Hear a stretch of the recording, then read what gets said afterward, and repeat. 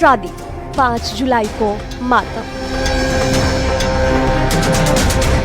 जिस बेटी को कुछ महीने पहले हंसते हंसते विदा किया गया था, उसी बेटी की मौत की खबर ने पूरे परिवार की दुनिया उजाड़ दी।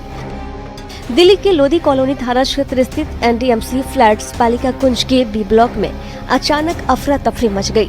तीसरी मंजिल के नीचे एक युवती गंभीर हालत में पड़ी मिली। लोगों ने पुलिस को सूचना दी, लेकिन अस्पताल पहुंचने से पहले ही 28 वर्षीय आकृति की सांसें थम गई थी। आकृति का ससुराल पुष्प बिहार में था, मायका संगम बिहार में और छतरपुर स्थित एक कंपनी में सेल्स एग्जीक्यूटिव थी। महज 24 अप्रैल को उसकी मैरिज हुई थी, यानी मैरिज को अभी 3 महीने भी पूरे नहीं हुए।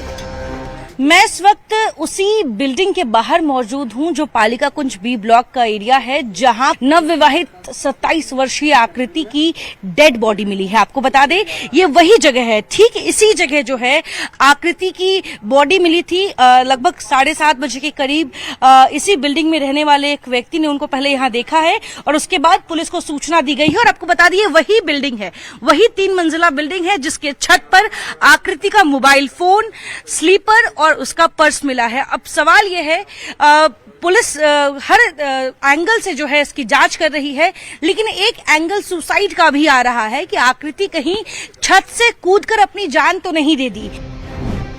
सबसे पहले मौके पर पहुंचे चश्मदीद ने बताया कि शाम करीब 7:30 बजे उसने बिल्डिंग के नीचे एक युवती को बेहोश हालत में पड़ा देखा।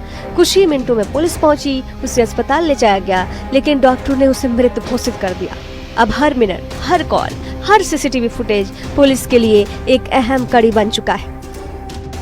लेकिन मायके वालों के लिए ये सिर्फ एक हादसा नहीं, बल्कि उनकी बेटी की हत्या है। आकृति की मां का आरोप है कि मैरिज के बाद से ही उसकी बेटी की जिंदगी बदल गई थी।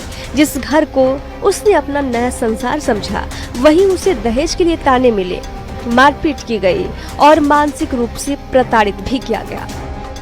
मार दिए मेरे लड़की को। किस पे शक है आपको, क्या लगता है आपको? वही उसके जीजा साला दोनों उसके नंद मिलके मार दिए मेरे लड़की को, मार दिए।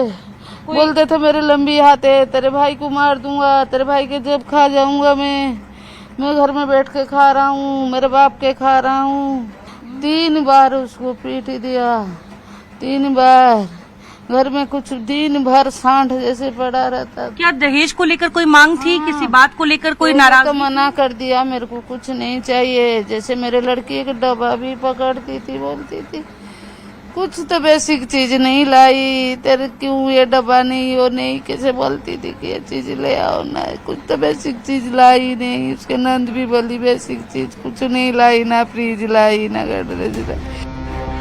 फिलहाल पुलिस किसी नतीजे पर पहुंचने से बच रही है। मामले में BNSS की धारा 196 के तहत कार्रवाई शुरू कर दी गई है।